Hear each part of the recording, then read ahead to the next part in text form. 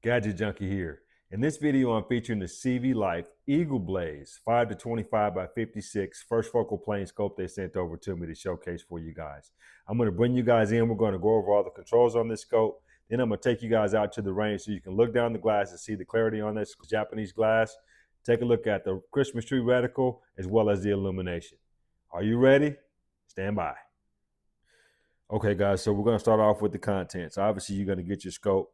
They also provide you with a nice set of rings, an owner's manual, your lens caps, sunshade, and tools for removing both your ring screws as well as a tool here for removing the screw out of your turret caps. Let's look at the scope from ocular out to objective, starting over here on the ocular side. You do have a adjustable diopter wheel here so that you can adjust this the focus to your eyesight.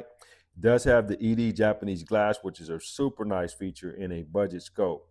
You got a Christmas tree reticle. Moving forward, you have your magnification wheel here. It's relatively smooth moving. Obviously, you have your 5 to 25 magnification here, all marked up, and you also have a throw lever here that's removable if you choose not to use the throw lever. You got a 34 millimeter tube. Moving up to the elevation turret here, so you got nice knurling on your turret, and this is a locking cap, so you can move this here and then you can press it down to lock it to your setting. Now this here also has a zero stop on it, so I can move it past zero several times, and then I can basically move it back to zero, and it's going to stop at my zero stop there. It's a very nice feature. It's super easy to install. You simply remove this screw here, you'll screw the zero stop ring down, put your turret cap back on, put your screw back on, and it's ready to go. Super easy to set. Now this here has 160 MOA for elevation, and then on your windage side over here, this cap is also locking. It doesn't have a zero stop on the windage side, but it does lock, and there's 80 MOA of adjustments on the windage side.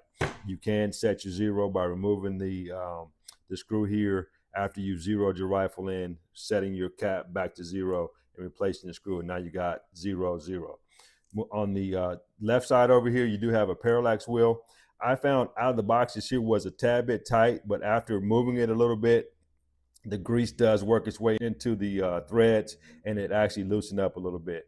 You know, I'm a fan of it being a tad bit on the tighter side, just because, you know, this here is a tactical scope, and if you're out moving between stages or you're out, you know, in the field, you don't want these settings to change inadvertently just because you bumped into it lightly, right? So the fact that they are a little bit tighter, actually, I prefer that over them being super easy to move. So, but there is aggressive knurling on here, so you can grab onto it, and this here goes from 30 out to infinity for your parallax. And then your illumination wheel here, you got 6 illumination settings, and this here is the on off format. So you're only one click away from some illumination setting depending on where you have it set at.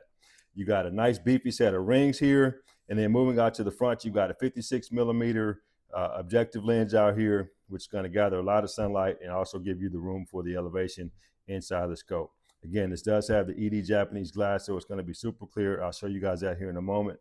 So what we're going to do now is go out to the range. I'm going to give you guys a look down the scope so you can see that ED Japanese glass, the clarity there, as well as take a look at the Christmas tree, the magnification, and the illumination. Okay, guys, so now we're at the range. The target's at 200 yards down range, and notice the clarity on this glass. We're currently on magnification level 5, moving up to 6, 8,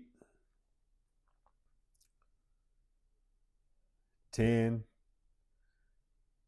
12, 15, 18, 20, and 25. Now we're moving over to the illumination side. We're on setting 1, 2,